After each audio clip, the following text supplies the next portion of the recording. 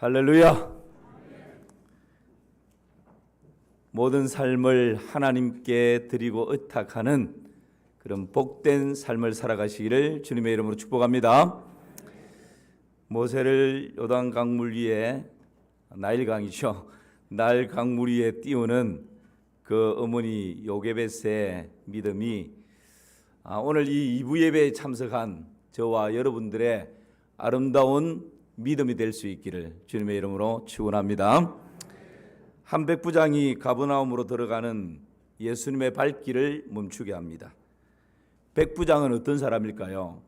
로마의 군대에 있어서 아주 중추적인 역할을 하는 사람이 백부장입니다. 로마 군대는 6,000명 단위로 군단이라고 하는 조직으로 되어 있습니다. 그 6,000명을 다시금 60개의 조직으로 나누는데 100명씩 60개의 조직으로 나눕니다. 그래서 이 백부장에게는 수하에 100명의 부하가 있는, 충성스러운 부하를 통솔하는 군대 지휘관, 우리나라로 말하면 장교가 바로 이 백부장입니다. 고대 그리스의 역사가 폴라비우스라고 하는 사람은 이 백부장에 대해서 이렇게 설명을 하고 있습니다. 백부장은 위험한 일을 일으키는 모험보다 오히려 침착하고 믿음직스러운 지휘자여야 한다. 그리고 그들은 공격을 받았을 때 그 지점을 고수하고 자기들의 부서를 사수할 각오가 있는 사람이어야 한다. 이것이 로마의 백부장이 될 수 있는 자격입니다. 우리나라에도 여러분 군대의 지휘관들을 배출하는 사관학교가 있지 않습니까? 사관학교는 아무나 들어갈 수가 없습니다. 집안 배경도 다 조사를 하고 실력도 있어야 하고 인격도 갖추어야 하고 또 건강해야 하고 이런저런 모습으로 흠과 티가 없어야 사관학교에 들어가서 군대를 지휘할 수 있는 지휘관으로 이렇게 성장해 갈 수가 있는 것이죠. 백부장이 바로 그런 사람이었습니다. 그리고 백부장과 예수님을 비교를 해보면 어떨까요? 이 백부장은 로마 사람입니다. 그러니까 이방인이죠. 예수님은 유대인입니다. 그리고 이 백부장은 이스라엘을 지배하는 지배국 장교입니다. 그런데 예수님은 그 지배국의 지배를 받는 피지배국의 국민입니다. 그리고 이 백부장은 제가 말씀드린 것처럼 사회적인 지위가 높습니다. 그런데 예수님은 그 백부장에 비하면 그냥 피지배국의 평범한 국민 중에 한 사람입니다. 그런데 오늘 예수님께서 이 백부장을 이스라엘 중에서도 이만한 믿음을 만나보지 못했다고 백부장을 아주 극찬하고 있는 모습을 보게 됩니다. 그리고 예수님이 가버나움이라고 하는 마을로 들어갈 때 이 백부장이 그 들어가는 예수님의 발길을 멈춰 세웁니다. 여러분, 도대체 이방인인데 예수님으로부터 이만한 믿음을 내가 만나보지 못했다고 극찬을 받은 이유, 또 예수님의 발길을 멈추게 한 이유가 어디에 있을까요? 오늘 세 가지를 생각할 텐데 어떻게 예수님의 발길을 멈추게 할 수 있습니까? 첫 번째는 사랑입니다. 어떻게 예수님의 발길을 멈추게 할 수 있습니까? 두 번째는 겸손입니다. 어떻게 예수님의 발길을 멈추게 할 수 있습니까? 세 번째는 하나님의 말씀입니다. 이 세 가지를 함께 살펴보겠습니다. 먼저 어떻게 예수님의 발길을 멈추게 할 수 있습니까? 사랑입니다. 5절과 6절 말씀을 함께 보실까요? 시작. 예수께서 가버나움에 들어가시니 한 백부장이 나와 간구하여 이르되 주여, 내 하인이 중풍병으로 집에 누워 몹시 괴로워하나이다. 이 백부장이 예수님께 나왔습니다. 그 이유가 뭐라고요? 백부장의 집에 하인이 있는데 이 하인이 중풍병이 들어서 몹시 괴로워하고 고통 가운데 있으니 내 집에 있는 이 하인을 좀 고쳐달라라고 하는 이유를 가지고 백부장이 예수님께 와서 겸손하게 머리를 조아리는 것이죠. 간구하고 있습니다. 여러분, 이것을 보면 집에 있는 이름 없는 그 하인의 아픔과 고통을 나의 아픔과 고통으로 여길 줄 아는 사랑이 없으면 이런 일들을 할 수 없는 것이죠. 백부장의 마음에 얼마나 사랑이 풍성한지를 알 수가 있습니다. 가족이 아닙니다. 아내가 아닙니다. 자기 자식이 아닙니다. 자기에게 충성할 수 있는 부하가 아닙니다. 그저 집에 있는 많은 하인들 중에 한 명, 어쩌면 이름도 모를 수 있습니다. 그런데 그 이름 없는 하인의 아픔을 나의 아픔으로 여기고 그 백부장이 예수님께 나와서 주여, 내 집의 하인이 중풍병으로 너무너무 괴로워합니다. 고통합니다.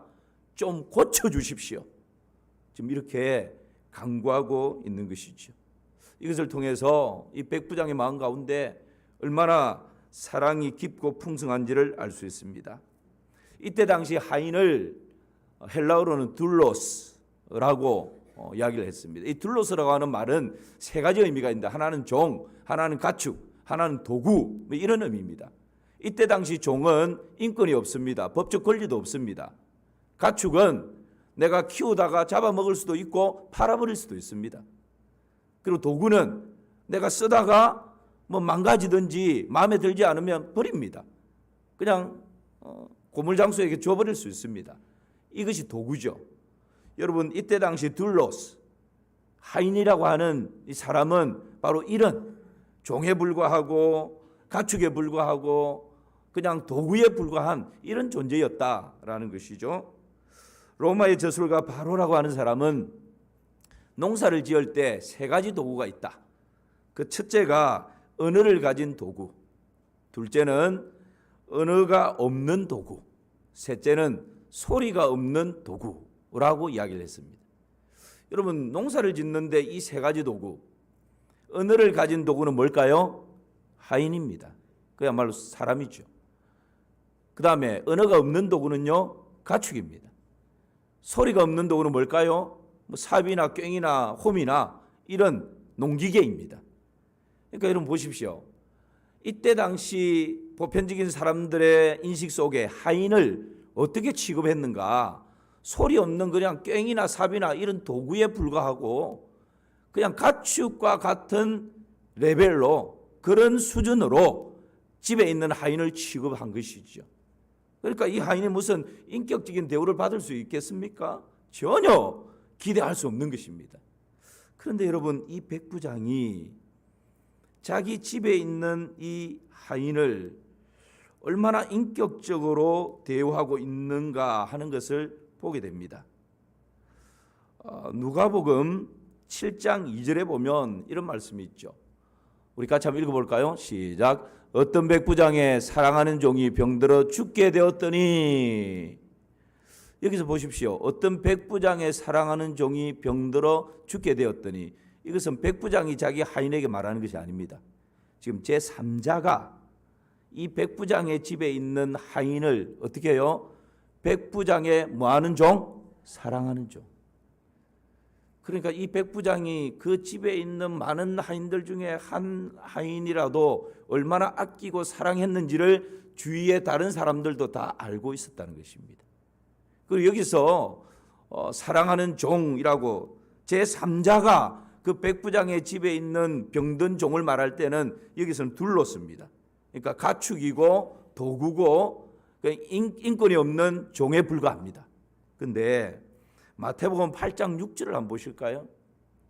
8장 6절 같이 한번 읽읍시다. 시작. 이르되 주여, 내 하인이 중풍병으로 집에 누워 몹시 괴로워하나이다.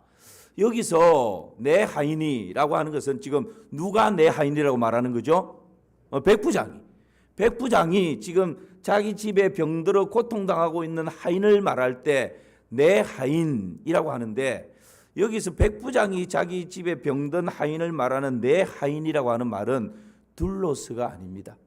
원어에는 파이스라는 단어를 씁니다.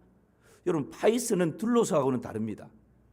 둘로스는 아까 제가 말했죠. 인권이 없는 종, 그 다음에 가축, 도구에 불과하지만 파이스라고 하는 것은 소년, 아이, 조금 더 범위를 넓혀서 해석을 하면 아들이라는 의미가 있어요.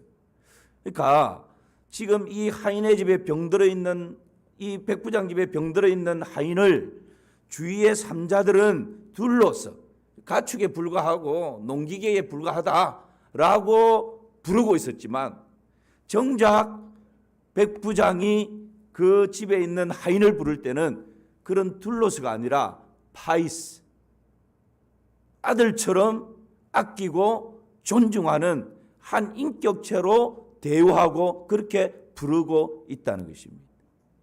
얼마나 그 하인에 대해서 사랑하는 마음을 가지고 있었는지를 여러분 여실히 보여주는 것이죠. 이 시간 여러분을 축복합니다.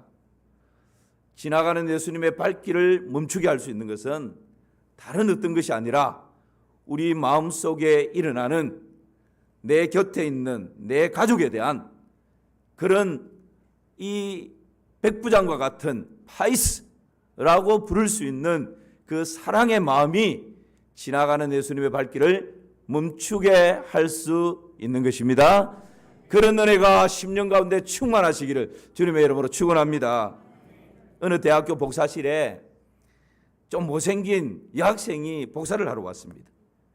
먼저 복사를 하고 있던 아주 핸섬하고 잘생긴 남학생이 그 여학생을 탁 보더니만 눈이 동그래졌습니다. 그리고는 좀 떨리는 목소리로 반했습니다 그러는 거예요. 그러니까 이 좀 얼굴이 따라주지 않는 이 여학생이 난생 처음 이 잘생긴 남학생한테 반했다는 고백을 들은 것입니다. 얼마나 여러분 가슴이 뛰고 그냥 감동했겠습니까? 너무 기쁘고 감격스러워서 눈물이 지금 나고 좋아서 어쩔 줄을 모릅니다. 그 광경을 바라보던 잘생긴 남학생이 당황해하면서 복사를 반했습니다. 지금 나머지 반도 금방 끝날 것입니다. 조금만 기다려 주십시오. 여러분, 잘못 들은 이 사랑의 고백에도 우리의 가슴이 뛰게 하고 감격의 물결이 일어나게 하는데, 진정성 있는 사랑의 고백, 진정성 있는 사랑의 손길, 진정성이 느껴지는 사랑의 한 행동이 예수님의 발길을 멈추게 할 수 있는 능력이 되는 것입니다. 너무나 메말라버린 이 사랑의 시대를 살아가는 우리가 다시 한번 회복해야 할 가치, 사랑의 가치를 다시금 회복하여 우리의 일상 가운데 예수님의 발길을 멈추게 하는 그런 놀라운 기적을 경험할 수 있기를 주님의 이름으로 축원합니다. 그래서 고린도전서에서는 사람의 방언과 천사의 말을 할지라도 사랑이 없으면 소리나는 구리와 울리는 꽹과리에 불과하다라고. 예언하는 능력이 있어서 모든 비밀을 말하고 모든 지식을 말할지라도 사랑이 없으면 아무 유익이 없다고. 산을 옮길 만한 믿음이 있어도 네 몸을 불사르는 데 내어줄 수 있는 그런 순교적인 헌신이 있다 할지라도, 희생이 있다 할지라도 사랑이 없으면 아무것도 아니다라고. 사랑이 결여된 믿음은 거짓입니다. 사랑이 없는 정의의 외침은 허공의 소리에 불과합니다. 여러분, 이 시간 다시 한번 우리 마음에 잃어버린 사랑을 회복하는 그런 귀한 은혜가 있기를 주님의 이름으로 축원합니다. 로마서 5장 5절 말씀 보실까요? 시작. 소망이 우리를 부끄럽게 하지 아니함은 우리에게 주신 성령으로 말미암아 하나님의 사랑이 우리 마음에 부음바 됨이니. 우리에게 고민이 있습니다. 사랑해야 되는 것 아는데 부부 안에서 사랑이 필요하고 부모와 자식 가운데도 사랑이 필요하고 내 옆에 앉아있는 이 사람에 대해서도 사랑이 필요하다는 것은 아는데 내 힘으로 잘 안 됩니다. 내 감정이 따라주지 않습니다. 내 마음이 너무 강팍해져 있습니다. 내 마음이 너무 굳어 있습니다. 지식적으로는 아는데 잘 안 됩니다. 여러분, 그러나 오늘 이 말씀 기억하십시오. 소망이 우리를 부끄럽게 하지 아니함은 우리에게 주신 누구로 말미암아? 성령으로 말미암아. 성령으로 말미암아 하나님의 사랑이 우리 마음에 어떻게 되었다고요? 부음바 됨이니. 여러분, 이미 하나님의 사랑이 성령으로 말미암아 우리 마음에 부음바 되어 있는 것입니다. 이것을 신뢰하시기를 축복합니다. 그래서 하나님께 내 힘으로는 잘 안 됩니다. 보면 미움이 먼저 나옵니다. 보면 그냥 고개가 먼저 돌아가 버립니다. 하나님, 나의 힘으로, 나의 능으로, 나의 의로, 나의 얄팍한 인격으로 안 됩니다. 하나님 도와주옵소서. 성령으로 말미암아 이미 하나님의 사랑이 내 안에 부음받았다 말씀하셨는데 그 사랑이 힘을 발휘하게 하여 주시옵소서. 여러분, 그렇게 진정성 가지고 하나님께 도움을 간구할 때 내 안에 하나님의 그 사랑이 능력으로 힘을 발휘하게 될 줄을 믿습니다. 그렇게 기도하며 그 사랑을 회복해야 되는, 그래서 예수님의 발길을 멈추게 하는 그런 귀한 은혜가 있기를 주님의 이름으로 축원합니다. 두 번째는 어떻게 예수님의 발길을 멈추게 할 수 있습니까? 두 번째는 겸손입니다. 하인의 중풍병을 고쳐달라고 백부장이 예수님께 간곡하게 요청을 합니다. 그때 우리 예수님께서 그래, 내가 가서 고쳐주마. 야, 여러분, 이 예수님의 대답 복음 아닙니까? 백부장 입장에서는 얼마나 좋았겠어요. 할렐루야, 응답받았습니다. 그러면서 예수님을 모시고 막 어깨춤을 추면서 자기 집에까지 사람들을 보라고, 예수님이 지금 우리 집에 오신다 그러면서 막 예수님을 모시고 집으로 내려가지 않겠어요? 근데 여러분, 지금 이 예수님의 대답에 그래, 네가 원하는 대로 내가 가서 고쳐줄게, 그렇게 예수님 대답하시는데 8절을 한번 보십시오. 시작. 백부장이 대답하여 이르되 주여, 내 집에 들어오심을 나는 감당하지 못하게 사오니 다만 말씀으로만 하옵소서. 그러면 내 하인이 낫게 사옵나이다. 백부장의 대답이 의아합니다. 도대체 왜 또 이런 말을 할까요? 주여, 내 집에 들어오심을 나는 뭐하지 못하겠다고요? 감당하지 못하겠다. 여러분, 백부장이 예수님을 집에 모실 만한 형편이 안 됩니까? 집이 누추합니까? 좁습니까? 예수님 신방 오셨다가 화장실 가시려고 그러면 저 마당을 지나서 아주 그냥 허름한 곳으로 가셔야 되니까 아이고, 예수님 우리 집에 못 모시겠습니다, 뭐 이런 겁니까? 여러분, 지금 로마에서 파송이 됐고 가버나움을 다스리는 사령관이에요. 그 사령관 집 정도 되면 뭐 화장실 5개 정도 안 되겠습니까? 경호원들이 다 정문을 지키고 있고 그 집에 뭐 청소하는 하인들, 설거지하는 하인들, 요리하는 하인들, 뭐 얼마나 많은 하인들이 있겠어요. 여러분, 이 정도 되면 오히려 예수님이 지금 우리 집에 가신다 그러면서 호위병들 딱 세워가지고 많은 사람들에게 자랑하면서 과시하면서 그렇게 예수님을 모실 수 있지 않겠습니까? 거기에 비하면 예수님은 인자는 머리 둘 곳도 없다, 집 한 칸 없으셨습니다. 예수님을 따르는 제자들, 뭐 이 백부장의 부하들처럼 훈련된 칼과 창으로 무장된 사람 아닙니다. 어떤 면으로 보든지 예수님보다 백부장이 훨씬 더 많은 것을 가지고 있습니다. 그런데 이 백부장이 피지배국의 국민인 예수님을 향해서 주여, 내 집에 들어오심을 저는 감당치 못하겠습니다. 여러분, 지극히 겸손으로 허리를 동인 사람이 아니고서는 결코 이런 고백을 할 수가 없는 것이죠. 예수님의 발길을 멈추게 할 수 있는 것, 두 번째는 바로 이런 겸손입니다.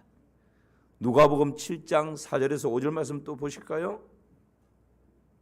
같이 한번 읽습니다. 시작. 이에 그들이 예수께 나와 간절히 구하여 이르되 이 일을 하시는 것이 이 사람에게는 합당하나이다. 그가 우리 민족을 사랑하고 또한 우리를 위하여 회당을 지었나이다 하니. 이것은 유대의 장로들이 예수님께 와서 이 백부장에 대해서 예수님께 이야기를 하는 것입니다.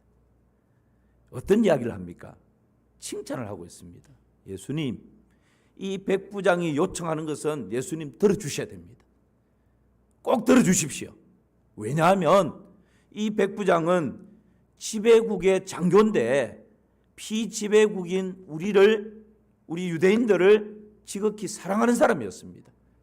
그리고 우리 유대인들은 회당을 너무너무 중요하게 생각하는데 회당까지 이 백부장이 지어주었습니다. 여러분, 이것을 통해서 이 백부장이 어떤 인격의 소유자인지를 충분히 감지할 수가 있죠.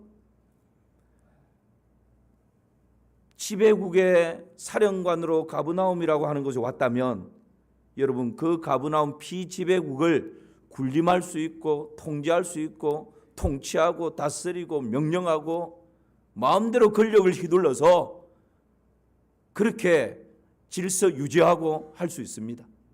그런데 이 백부장은 달랐다는 거예요. 비록 피지배국의 국민이지만 그 국민들을 존중하고 아끼고 사랑했다는 것입니다. 그리고 이들에게 필요한 것이 뭔가? 유대인들은 모든 것이 회당 중심이지 않습니까? 정말 회당을 중요하게 생각하구나.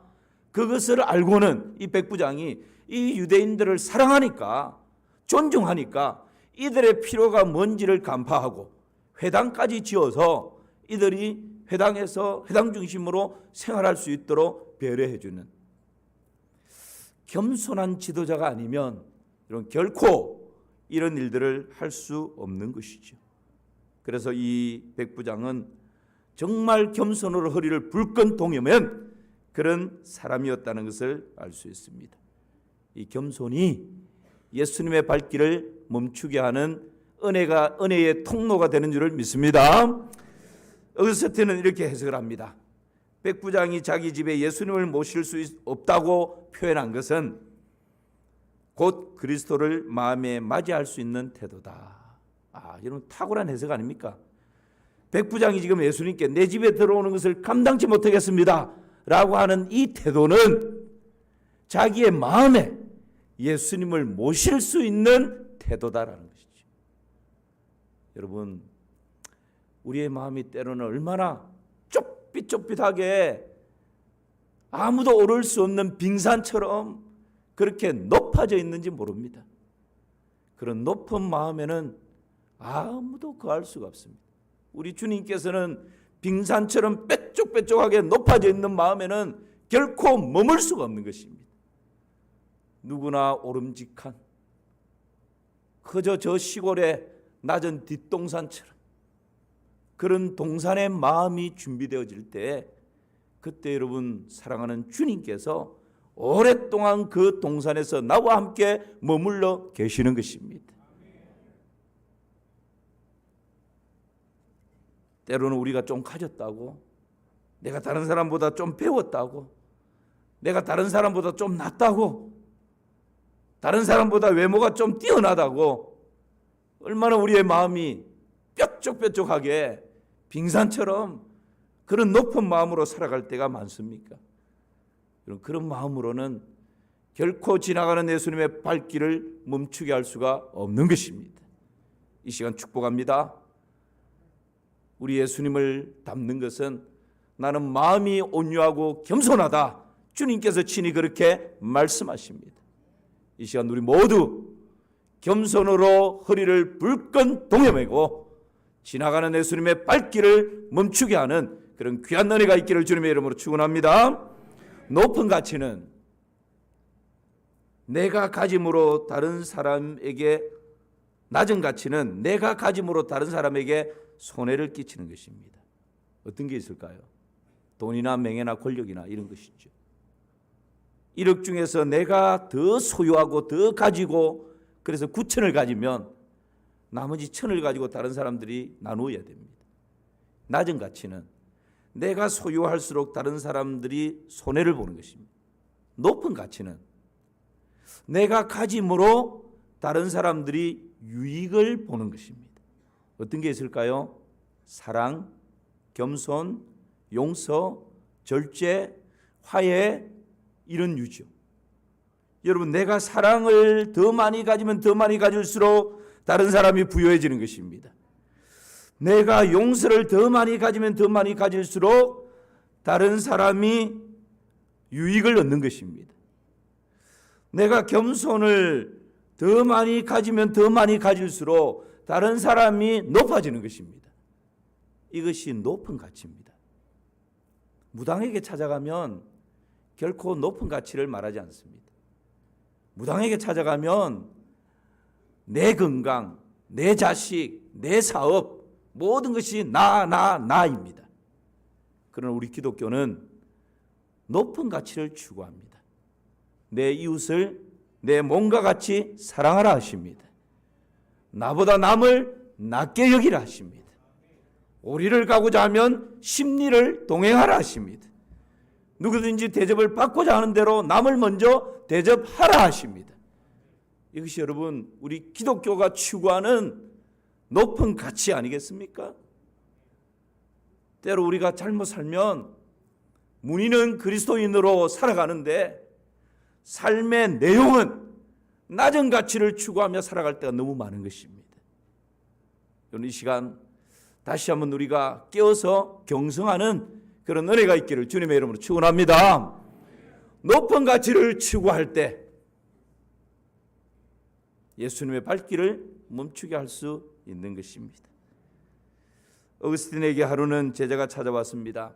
선생님, 우리 그리스도인에게 꼭 필요한 중요한 덕목이 있다면 그것이 뭡니까? 첫째도 겸손이고 둘째도 겸손이고 셋째도 겸손이다. 길을 한참 가다가 또 어거스틴에게 묻습니다. 선생님, 그러면 우리가 제일 경계해야 할 그런 덕목은 어떤 것입니까? 그랬더니 어거스틴이 나는 이만하면 그래도 겸손하다라고 하는 그 생각이다. 여러분, 때로는 그래도 나는 이만하면 저 사람보다는 좀 낫지라고 하는 그 생각이 나를 무너지게 만들고 내 안에 주님이 머물지 못하도록 만드는 그런 뾰족뾰족한 높은 산과 같은 것이다. 당대의 막강한 권력과 명예를 가졌던 백부장, 화려하고 부유한 집을 가졌던 백부장, 그 백부장은 예수님을 향해 지극히 겸손했습니다. 내 집에 들어오는 것을 저는 감당할 수가 없습니다. 이 겸손이 지나가는 예수님의 발길을 멈추어 세우는 것이죠. 이런 놀라운 은혜가 있기를 주님의 이름으로 축원합니다. 마지막 하나는 말씀입니다. 뭐라고요? 말씀.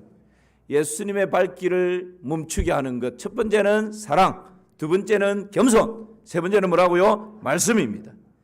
8절 말씀을 다시 한번 봅니다. 시작. 백부장이 대답하여 이르되 주여 내 집에 들어오심을 나는 감당하지 못하게 사오니 다만 말씀으로만 하옵소서. 그러면 내 하인이 낫게 사옵나이다. 아멘. 여러분, 예수님이 이 이방 사람 백부장을 이스라엘 중에도 내가 이만한 믿음을 만나보지 못했다 극찬했던 이유가 바로 여기에 있습니다. 보통 그때 당시 유대인들은 예수님에 대해서 뭐라고 고백을 했습니까? 세례 요한이다, 엘리야다, 예레미야나 선지자 중에 한 사람이다, 그렇게 고백을 했습니다. 그런데 지금 이 백부장은 예수님을 하나님의 아들로 고백하고 있는 것입니다. 약속되어진 메시아로 고백하고 있는 것입니다. 구원자로 고백하고 있는 것입니다. 그랬기에 내 집에 들어오심을 저는 감당치 못하겠습니다.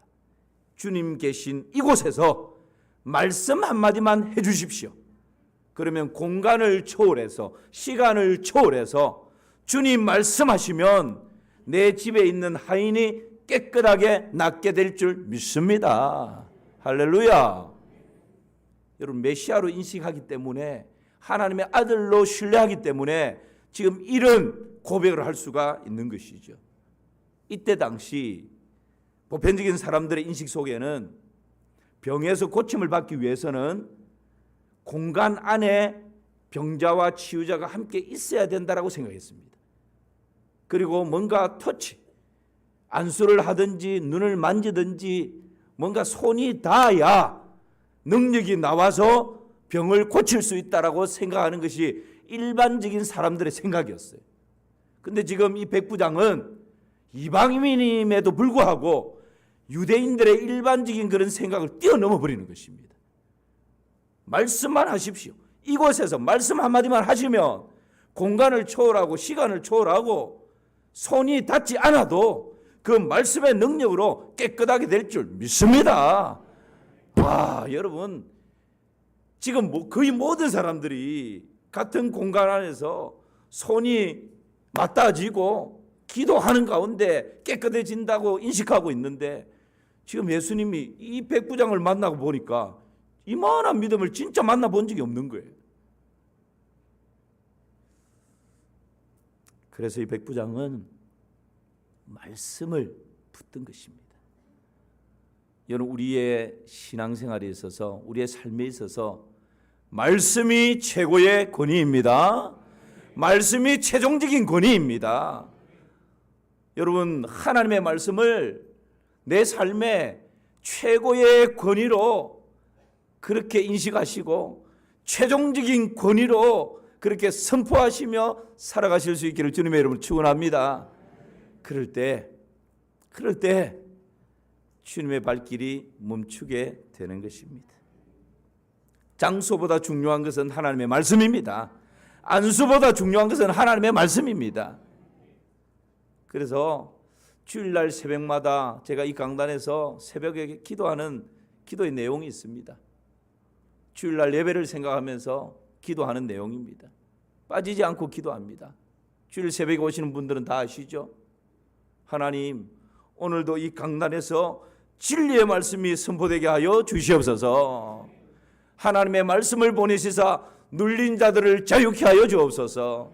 하나님의 말씀을 보내시사 정신적인 고통이 떠나가게 하여 주시옵소서. 하나님의 말씀을 보내시사 상한 마음이 싸매어지게 하여 주시옵소서. 하나님의 말씀을 보내시사 병든 육체가 치료받게 하여 주시옵소서. 하나님의 말씀을 보내시사 깨어진 관계들이 회복되게 하여 주시옵소서. 하나님의 말씀을 보내시사 인생의 크고 작은 모든 문제들이 해결되게 하여 주시옵소서. 왜요? 하나님의 말씀이 우리 인생의 모든 문제의 답이기 때문에 그렇습니다.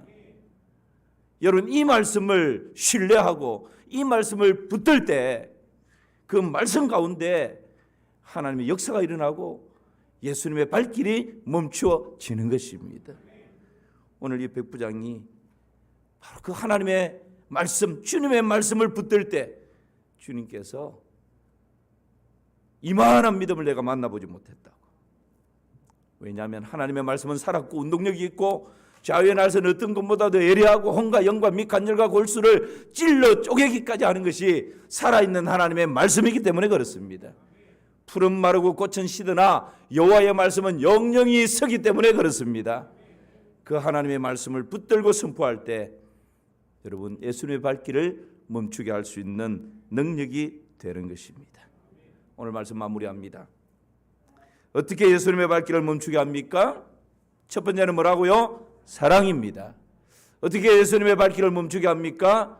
겸손입니다. 어떻게 예수님의 발길을 멈추게 합니까? 말씀입니다.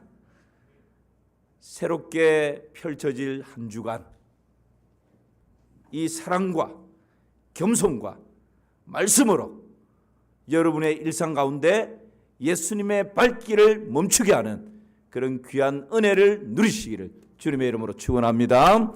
하나님 아버지, 새롭게 펼쳐지는 이 한 주간 사랑과 겸손과 말씀으로 지나가는 예수님의 발길을 멈추게 하는 복된 믿음의 삶 살아가게 하여 주시옵소서.